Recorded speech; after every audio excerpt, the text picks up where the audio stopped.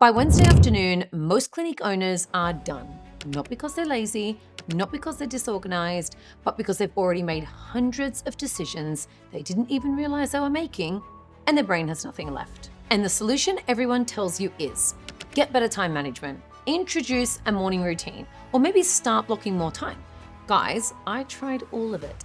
None of it works because I was so focused on solving always the wrong problems. And the thing is, you don't have a time problem, you have a decision problem. And once you see it, you can't unsee it. So guys, if we haven't met yet, I'm Nurse Sarah Louise. I've been in the aesthetics industry now for 15 years. I'm an aesthetic nurse prescriber, a clinic owner of 9 years, and the founder and CEO of the Business Injection, where I mentor UK clinic owners who want to build stronger, more structured, and more profitable clinics. But I want to be honest with you before I teach this, because for the first few years of running my own clinic, I genuinely thought I had a time problem. I was busy all the time, and the phone was constantly going, and I was answering messages at dinner, and Sundays were disappearing into admin. And even when the diary was full, I still felt like the entire business was sitting on my shoulders. I built that clinic from nothing, from a back garden room with a £10,000 personal loan. And at the same time, I was navigating being a single mum and going through a divorce, and a lot more going on behind the scenes. So when I say I understand what it feels like to run a clinic while your brain is constantly overloaded, I really honestly do mean that. But guys, I want to tell you, the mistake I kept making was thinking I needed better time management. And so I bought all the planners you could imagine. I tried time blocking and I listened to every freaking morning routine podcast I could find, but none of it fixed the real issue because I was still solving the wrong problem. The clinic didn't need a prettier calendar and it didn't need a better morning routine. It needed fewer decisions, and that was the answer. Because when I stopped trying to manage every hour and started removing repeated decisions from the business, everything became, well, a whole lot smoother. The team suddenly had more clarity, the patient journey became more consistent, the marketing became less reactive, and I finally started to get some of my evenings back, like hallelujah. And that is exactly what I'm going to show you in this video. Not theory, not a generic productivity hack, but the decision system I had to build inside my own clinic. And the same pattern I now see again and again with the clinic owners I mentor. So let's look at the three parts: the trigger, the protocol, and the tracker. A trigger is when the system starts, the thing that fires it up. So let's look at the patient that walks in, the team meeting begins, or the clock hits Tuesday at 3 p.m. Whatever that trigger is, it has to be real and repeatable. It cannot be optional. Because most clinic owners try to install systems with optional triggers. And the classic one I hear is, well, I'll do my marketing planner when I have the time. But that's not a trigger, that's a wish. And the trigger has to fire whether you feel like it or not, whether you've slept or not, whether you have your kids tonight or not. Now let's look at the protocol. It's what happens next, the step-by-step written down process, trained if your team is involved, and the same every single time. And this is the most part clinic owners resist because it feels like over-engineering, micromanaging, but it's not. Because the protocol is what stops you having to think every single time the trigger fires. You don't have to invent the response. The response already exists, and then they just follow it. And lastly, the tracker, which is the visible record, the KPIs, the auditing tools, and the results. Without this system, guys, it isn't a system. You're literally wishing. Now, the three diagnostic questions for any system you want to build, and ask them in this order. First, is the trigger real? And is it tied to something that happens in the world, or is it tied to you deciding how to do it? Second, is the protocol written down and could someone else follow it without asking you a single question? And third, is the tracker visible? And could you open it on a Monday morning and see at a glance whether the system worked last week? Now, guys, I want to be clear about what that costs because on one of my VIP lives recently, one of our members said to me, Sarah, I keep a manual tally in an Excel spreadsheet. I track things on a Sunday. I'm doing it myself. And I said, that's not really a system. That is still you. The moment you are the one doing the checking, you are still the system. And what happens when you go on holiday? What happens when you're exhausted? The whole thing slips, and suddenly that Excel tracker, well, it's non existent. I learned this the hard way, as most things, way inside my own clinic. When I went away, everything would go sideways. When the cat's away, the mice will play. You hear me say that a lot. And that is the truth. Not because my team were bad, but because I never had built the infrastructure. I was the infrastructure. And that is exactly what we're here to change today. Let's look at the consultation. Most aesthetic consultations have no system underneath them. Now, the patient walks in, you ask what they want, you assess, you make it up as you go, and every consultation becomes a new decision tree of fresh thinking. But sadly, every consultation is a tax on your attention, and it's impossible to delegate that. Also, what I see happen in clinics where there's no consultation framework, and I say this because it comes up almost in every mentoring call I do, the practitioner expects that because they know how to run a consultation, their team will just figure it out or copy them. They'll copy you, they'll watch you, and they'll absorb what you're doing. But they don't. They don't know, and they don't know how to do it. And if you haven't mapped the expectation, they will honestly default to whatever they feel comfortable with, which is usually the fastest route to the treatment chair, not the deepest conversation about the patient's goals. For example, I had another member on a recent call who had an 80% rebooking rate on her own bookings, which is brilliant, but her team was still sitting at around 28%. Now, this is the same patients, the same clinic, the same treatments. The difference was that she had a consultation approach inside her head, which she done very well. And her team, well, they had nothing. They didn't have a protocol. They didn't have a framework. They literally ran off a gut feeling. And here's what makes it even worse. Because the consultation is the most cognitively expensive thing you do all day, because the patient is reading you, watching how confident you are, deciding whether to trust your recommendation, and deciding whether to spend hundreds, sometimes thousands with you. So if you're walking into that conversation tired and cobbling it together maybe from memory and hoping to piece the right solution together, the patient is going to feel it, even if they can't name what they felt. That gap is not a people problem, guys. It's literally a system problem. And the moment you install this framework, that gap will close. So here's what we install instead: the trigger. When the patient sits down in the consultation chair, you can implement real, repeatable, and not optional practice. Let's look at the protocol.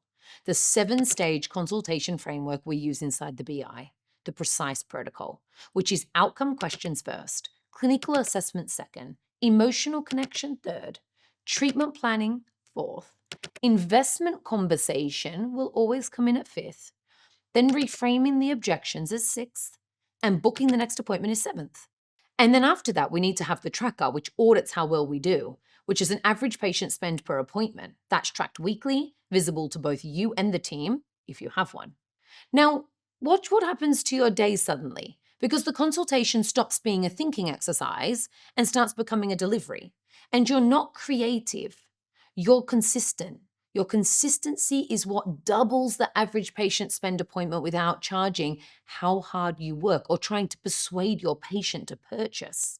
Now, that's not a forecast because I've watched this pattern dozens of times. A practitioner I work with came in averaging around £120 per visit. And 3 changes she made to her consultation, the outcome question at the start, the treatment plan at the end, and the investment conversation, held cleanly without apology. This moved her average to over £240 within 12 weeks. And it's the same patients, the same hours, the same treatment chair. But now she has an extra £10,000 more per month. But here's something a lot of you don't think about, because the biggest cost of an unsystemized consultation isn't actually the lower revenue per visit. It's the cognitive load, because every consultation requires you to think, have a great chat, talk about their livelihood. And all of a sudden, it eats your decision-making capabilities. And that capability you need for the difficult patients at 3 o'clock. Maybe you need it for the actual clinical skill set. So when you systemize the consultation, you don't just earn more only per visit. You free up the part of you that the rest of the business really needs and is asking for. So if we look at what we've covered, the framework of the trigger, the protocol, and the tracker, and we've applied it now to the consultation, which is the most cognitively expensive thing you'll do all day. And if nothing else from this video stays, guys, let that one stay right there. However, there is 2 more applications to go, and the next one is where most clinic owners burn the most evenings. Let's look at application 2, which is the team check-in. Most clinic owners have an annual review with their team. Maybe I've seen quarterly. Now, they sit down every few months and talk about how things are going, how they feel, how they're fitting in. Maybe they give a little bit of feedback and they might feel awkward doing so. Or maybe the team feels surprised with some things that are discussed. And lo and behold, nothing changes. Because that's not a system, that's just an event. And all of those conversations live in you. Because every time a team question comes up and there is no structure on how to hold it, you have to decide. Handle it now or handle it later. Message them directly or wait for a meeting that doesn't exist. Say something or let it go. Each of those choices cost you, even when you say nothing. I have done this before. Here's what I said recently in a VIP Live that I want to repeat here. If you have never given your team structured feedback, if you've never sat down with consistent data and said, hi, here's where we are, here's where we need you to be, and then you can't be surprised when they don't improve. Just like children, if you don't follow through consistently, they learn the rules aren't real. I have a 2-year-old who has figured this out already, and I tell you, she has tested every boundary I have. And that is completely normal. Your team is going to do the same, not because they're bad, not because they're children, but because if there is no consistent visible system, they will default to whatever is easiest for them. And that gap between what you wish they would do and what they actually will do will continue to sit on your shoulders every single day, and the frustration will always come back to you. Now, here's something I see all the time, and I want to address it. Some of you have team members who appear to be hitting their rebooking numbers easy. They're rebooking patients in before they leave. They're getting their commission. Everything looks fine on the surface. But 3 to 6 months later, those patients are lapsing. Suddenly, they're not coming back. The behavior looks right on the moment, but the outcome isn't right over time. Now, that's what happens when your team is managing to the metric without anyone auditing what the metric actually reflects. This can create really bad repetitive behaviors. Now, a tracker without a check-in is just data. A check-in without a tracker is just a conversation. So you definitely need to have both. Here's what we install, the TAP framework, which is a team alignment and performance. Now let's look at the trigger first. Every Tuesday morning, same time, non-negotiable, the team knows when it's happening. You know when it's happening, and the patient bookings are scheduled around it. Never double booked. Let's look at the protocol. 15 minutes, not an hour, not half an hour, literally 15 minutes. And the dashboard goes up on a screen, the KPIs. Each team member sees their own 3 numbers: the rebooking rate, average patient spend, and the amount of reviews they collected.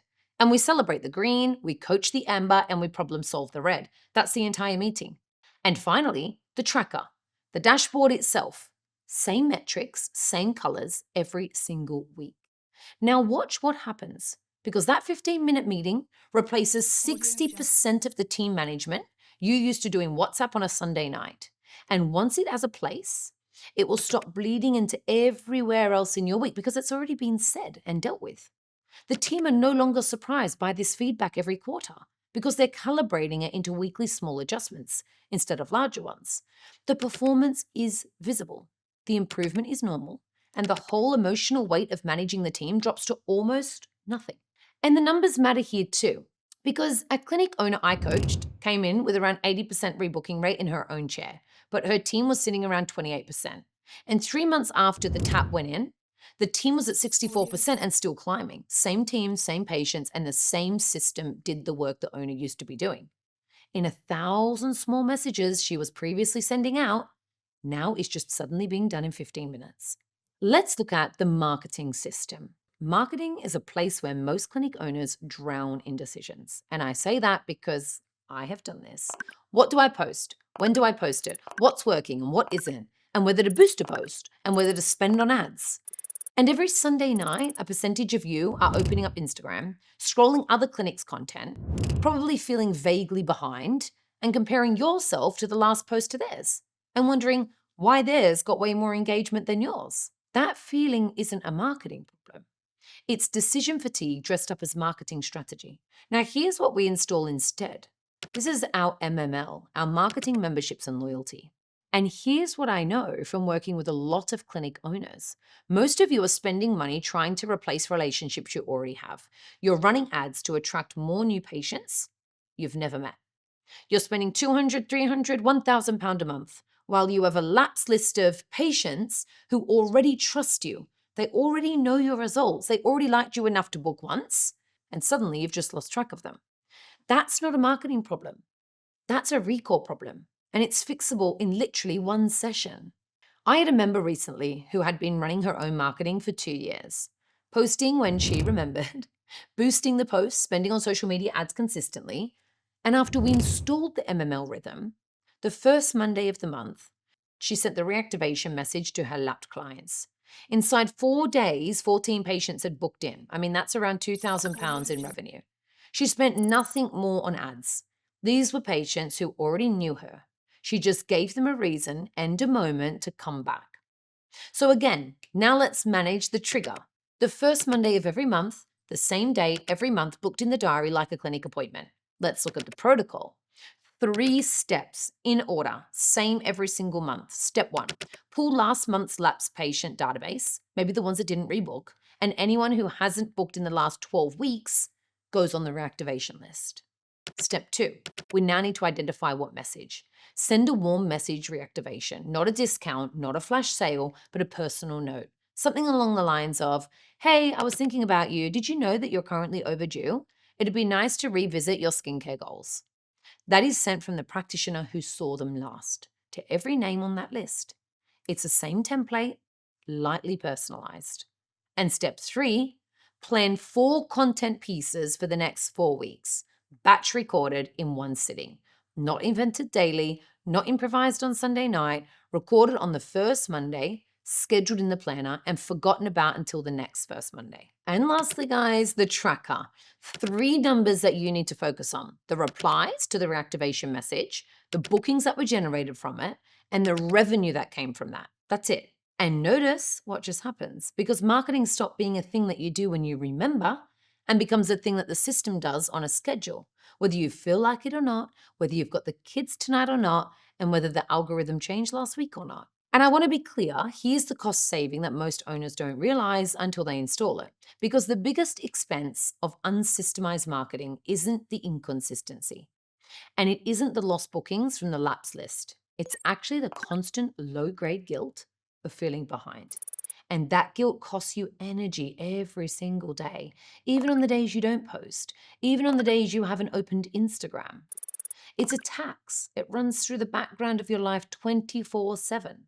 But once the trigger is real, the protocol is written down, the guilt evaporates because there's nothing to be guilty about, because the system is handling it on the first Monday. Once the framework is running in 3 places, the next layer is friction removal. And this is where most people stop. They build a system, the system runs, and then they just keep making the same micro decisions inside it. A clinic owner I coached came in making close to 70 decisions before lunch every day just to get to lunchtime. Now, what time to start, what outfit to wear, what patient to put with which team member, what to eat, what to post, which email to answer first, and whether to take the call from the supplier now or after the next patient. Now, most of those didn't even need to be decisions because they just needed to be defaults. So we started removing decisions before they even happened. Same outfit on clinic days, branded scrubs. No standing in front of the wardrobe at 7 a.m. wondering what the heck to wear to work. We diagnosed which staff member could deliver which treatments on which days, so there was no misunderstanding throughout the team. We had the same opening line in every conversation. The first sentence the patient hears from you is the exact same framework used in every consultation. This created that brand continuity and structure. Same Monday morning routine. The first 90 minutes of every Monday is the same. It's a diary review, a KPI dashboard, team check-in, the same 60 minutes every Monday, and that's it. And yes, that sounds boring, but that's the point. Because boring means automated, and boring means handed off. The boring means that the system runs and your decision-making bandwidth is preserved for the things that actually need you. Here's a question I want you to ask yourself. If you've not had to decide what to wear, what to eat, when to start, who to message first, and how to post by lunchtime, how much of your day has been left for the things that you actually need to do? Now, most clinic owners I ask that question to answer the same way. Well, it's nearly all tied to me because only I can make those decisions. And that is the cost of a clinic that runs on personal decision making. And that is the cost that a system removes completely. That is the difference between a clinic that runs and a clinic that runs you. Guys, it's not motivation, not discipline, and not better time blocking. It's the number of decisions you don't have to make anymore. Now, here's what installing systems buys you. You can stop checking the clinic phone after 7 in the evening because the protocol will handle the messages until the morning. And the phone goes face down on the kitchen counter at 8 p.m. and it literally stays there. You stop dreading Mondays because the system tells you what's already in. You walk into Mondays, the dashboard is up, the first patient is prepped, the consents are done, the team check-in is at 9, and the marketing for the next 4 weeks has already been planned. So you stop being reactive, you stop running your team through guilt and adrenaline, because Tuesday at 9 a.m. is the place where the team conversation lives, and it doesn't need to live anywhere else. And the Sunday night WhatsApp messages, well, they suddenly disappear because the conversation is no longer chasing the team. The system's doing everything. You start having evenings where the clinic isn't in your head, where you read a book that isn't about business. Even when you have a conversation with your partner, suddenly it's not about the team or a member of staff. And then you can go to bed without a list of 17 things you have to remember and do tomorrow. Me, I loved having mornings that I wasn't already in a deficit by 9 a.m. So my day started with momentum, not with reactivity. And I could say yes to the things that I used to feel too tired to say yes to. I found myself enjoying working again with patients who wanted a real treatment plan, heading to dinner with friends on a Thursday, and going for a walk on a Sunday morning that I used to spend doing loads of my admin tasks. And this is all what you can achieve too. And the most important part, you can start saying no cleanly to the things that used to take your time. The patient who wants to be squeezed in tomorrow, or the supplier who wants 10 minutes that becomes 40, because now the diary holds boundaries. Because the system maintains the diaries, everyone knows the protocols, and it's very clear. Now, that is what a system buys you: more hours of freedom. Yet, it's only worked on the same hours now with the most of the thinking taken out. And everyone starts to notice around you. And suddenly, the clinic stops being a thing that happens to you and starts becoming a thing you run. 3 things I want you to do before next Monday. Number 1, pick one process in your clinic that's currently living inside your head. I know you might have many, but just pick one. The smallest possible one. Write the trigger, the protocol, and the tracker on a single A4 piece of paper. 20 minutes maximum. And run that one process on this system for 2 weeks. 2, write down 3 recurring decisions you've made this week that should not require decisions next week. And not the big ones. I'm talking the small ones, like what to wear, what to do in the clinic, what to say to the standard supplier email. And replace each one with a default answer, a template. Because boring, guys, is the point. And 3, schedule one 15-minute weekly check-in with your team. Or if you don't have a team, check it in with yourself. Same time every week, non-negotiable. Because that's the trigger that holds everything in place for that week. If you do those 3 things, by the end of next month, you'll feel a difference you currently couldn't imagine. Not because anything dramatic happened, but because you stopped paying the decision tax on 3 things you were taxing yourself every single damn day. If this video reframed how you've been thinking about it, that's the goal. Because the awareness is the part that has to land first. And the system installs so much more easily once you've made that mental awareness shift. So here's what I'd love you to do. If this was genuinely useful, not just nice to listen to, give the video a like because it honestly helps to reach more clinic owners who are running on empty right now. And the big one, share this video with one clinic owner you know who needs to hear it because you'll know exactly who they are, the ones that are exhausted by Wednesday. Send it straight to them. And leave me a comment and tell me what your version of the 400 decisions before lunch looks like. And tell me which one of those 3 applications hits hardest because I read every single comment and I genuinely want to know where you are. I'm now Sarah Louise. This is the Business Injection and I'll see you guys in the next one.